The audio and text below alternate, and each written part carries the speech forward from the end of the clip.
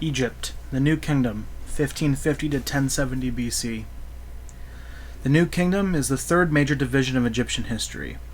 It was a time of artistic achievement, military might, prosperity at home, and prestige abroad.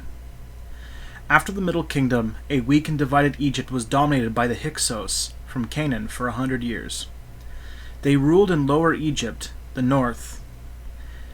Around 1550, an Upper Egyptian royal family rose and battled to oust the Hyksos and reunite the whole country. In 1532, they succeeded. Ahmose established the 18th dynasty and became the first pharaoh of the New Kingdom, Egypt's Golden Age. The New Kingdom. One of its early pharaohs, Thutmose I, conquered Palestine and the lands west of the Euphrates around 1500 BC. During the rule of Amenhotep III, the New Kingdom, with its capital at Thebes, was rich and prosperous. Farmers and workers lived simply, but the nobility had a luxurious lifestyle. By law, men and women were equal, and women owned property. Women were able to follow one of four main professions: priestess, midwife, dancer, or mourner. Apart from the nobles, scribes and priests held the most important positions in Egyptian society. Akhenaten. The strangest ruler was Amenhotep IV. He attempted to change Egyptian religion by replacing its many gods and complex traditions with worship of only one god, Aten. He changed his name to Akhenaten and built a new Egyptian at El Amarna, dedicated to Aten.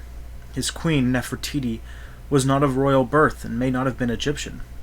When Akhenaten died, the priests of the old gods regained control and worship of Aten was removed from every monument and record. His new city was abandoned, and it was as if it never existed. Prosperous Egyptians were buried with jewelry, pottery, and models showing activities such as baking, brewing, and fishing. These models provide vivid details of everyday life of the Egyptians. A New Kingdom royal palace contained living quarters, but a large part would have been used for official duties.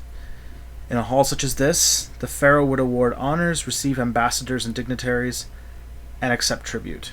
In ancient Egypt, the dead were embalmed and tightly wrapped in cloth, a process called mummification, so that they would live forever. The mummy was put inside a coffin and was often highly decorated. A solid gold mask would lay over the face of pharaohs such as Tutankhamen. His tomb was found in the Valley of the Kings in 1922, and the mummy with its sumptuous mask was revealed to stunned onlookers in late 1925. The end of greatness. Most New Kingdom rulers were buried in the Valley of the Kings, in tombs cut deeply into the rock, but robbers still broke in. Only one tomb survived, almost intact, to modern times that of the boy king Tutankhamun, who succeeded Akhenaten and died not yet 20 years of age. Egypt stayed powerful for a time, especially under Seti I and his son Ramses II, the Great, of the 19th dynasty. Over time, rulers became weaker, priests took control, and finally Egypt fell to a succession of foreign invaders. The Greeks conquered Egypt and ruled for about 300 years. Finally, Egypt became a Roman territory. Her monuments fell to ruins. Her history and writings were forgotten. Other interesting facts about the Egyptians: Egyptian doctors treated their patients with a combination of medical practice and religious magic. Early Egyptian ships were flat bottoms suitable only for river transportation. Later they began to make larger, heavier ships with deeper rounded bottoms that could be used for sea travel. These ships greatly increased Egypt's ability to trade goods and the lands bordering the Mediterranean Sea. Hatshepsut was the daughter of a great Thutmose I and widow to the weak Thutmose II. After her husband's death, she took the throne and ruled Egypt in her own right. She wore male clothing and even traditional false beard worn by the pharaohs. Kahun was an Egyptian town built of mud bricks. The houses had 2 levels, plus a flat roof on which people spent much of their time.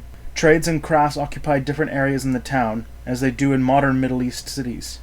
A pyramid was connected to Kahun by a causeway. On the edge of the town was a temple.